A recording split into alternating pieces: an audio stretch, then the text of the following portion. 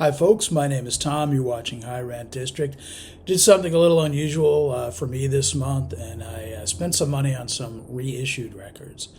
I took a look at the Rhino Rocktober list. I never look at the Rhino stuff that is like Rocktober or the stuff they do in January, like start your year off right or year off right, one of the two.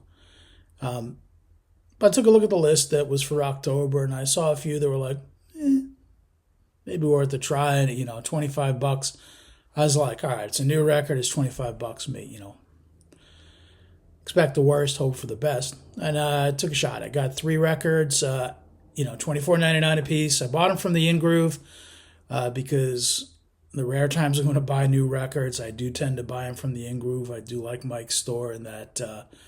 The shipping I think is like a flat $6, so essentially $2 shipping per record since I got three of them, and they come in just an indestructible bulletproof box. So anytime I buy something from the In Grove, it gets here in one piece, and I appreciate that. And I don't buy a lot of new stuff, so I don't buy a ton from them, but what I buy gets here in one piece, and I appreciate that.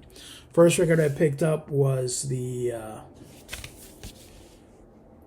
Rhino Rocktober reissue of the Stooges, in that it's the John Cale mix.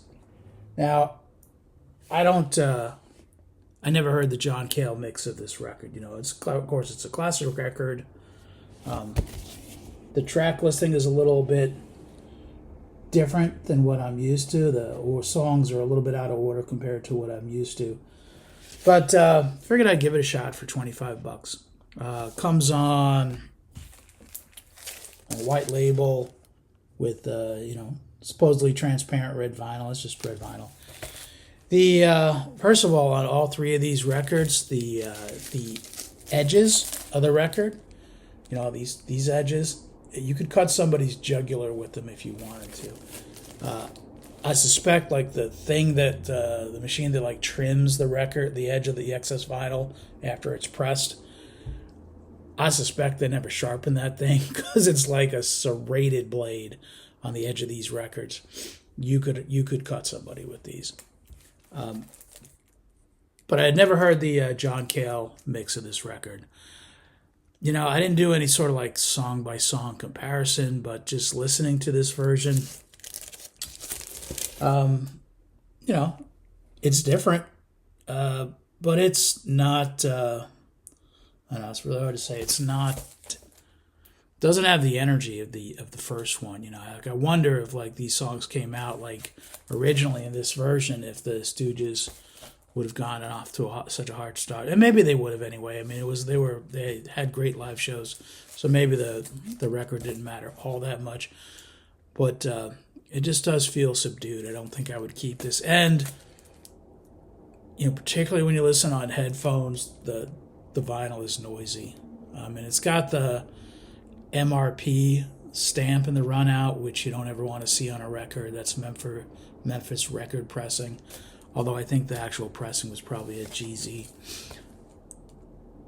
It's noisy vinyl, so probably not going to keep it, but mostly because of the energy of the music is not there. I'll always, I have an original copy of the record. I'll listen to that. And, it's got life to it. It's got energy. I enjoy it more.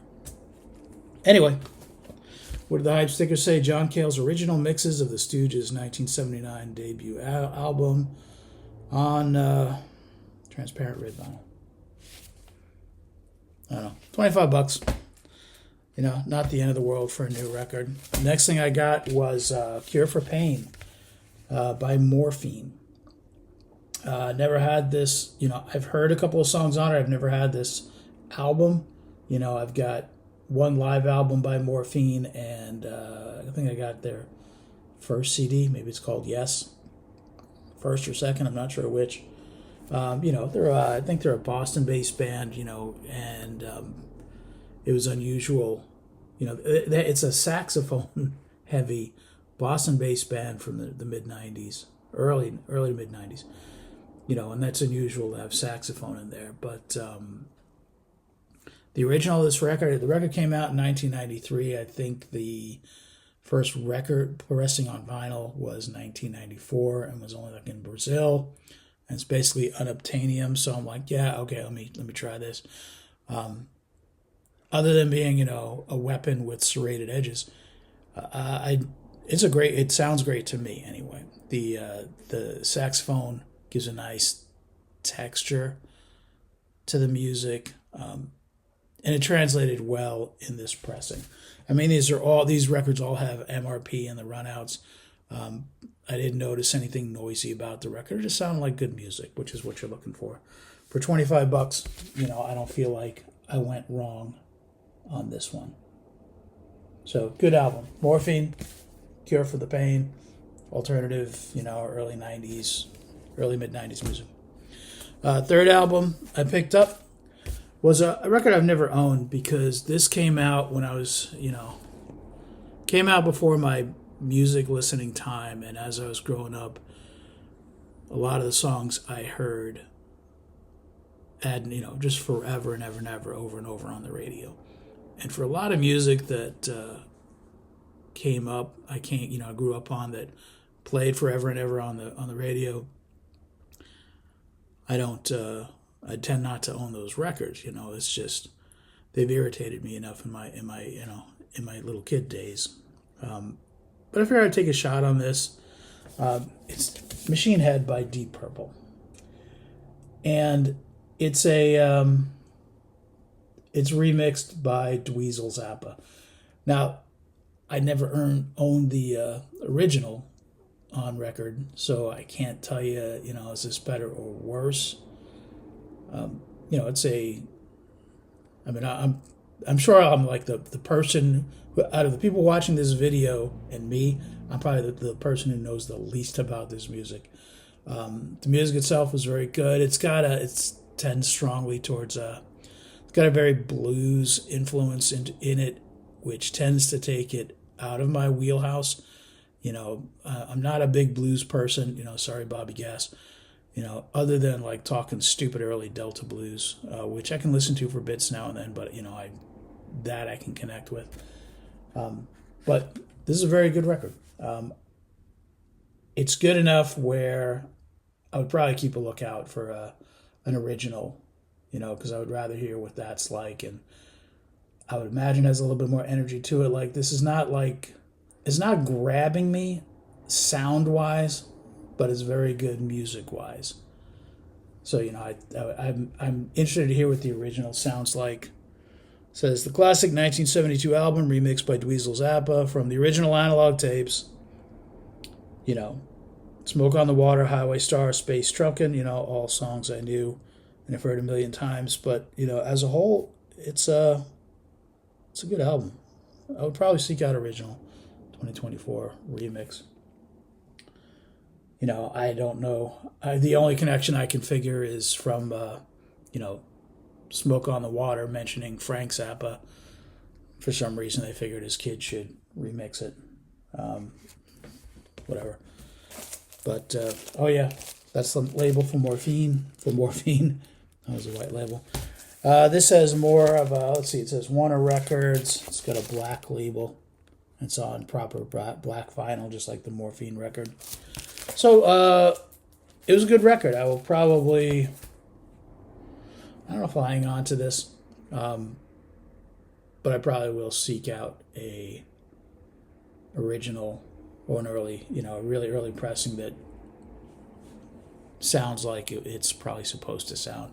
Not to knock remixes, but more often than not, the way a record originally came out is really how I want to hear it. After spending $75, I probably just keep the Morphine record, just because the original's unobtainium. I already have an original of the Stooges. And this Deep Purple record, when it first came out, they probably made millions, so it's probably not expensive at all to find an original or an early pressing and just hear it how it was probably originally intended. I don't know, it's just like Deep Purple's just one of those bands I never got into. I heard them too much on the radio, and it's like, and I apologize, Rob Panique's, like, I don't own any Led Zeppelin on vinyl. I have a couple of CDs, but I just, listen to the radio stations that I listened to growing up, especially like the type of stations like WBAB on Long Island that would like just drop, just play a whole album side. I heard Led Zeppelin nonstop, and it's wonderful music, but I've just heard it enough, and that's why I don't have any Led Zeppelin on vinyl. On rare occasion, I will toss on a CD of it, but anyway, I don't even know what I'm talking about anymore. So three records from Rocktober.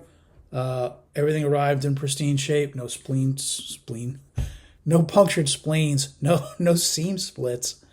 No bent corners or anything. It's props to the In-Groove for knowing how to package records. There, it's a stupid thing to say, like that you single out a store just because they can send a record and have it arrive intact, but it's the world we live in. Anyway, thanks for watching. Catch you later.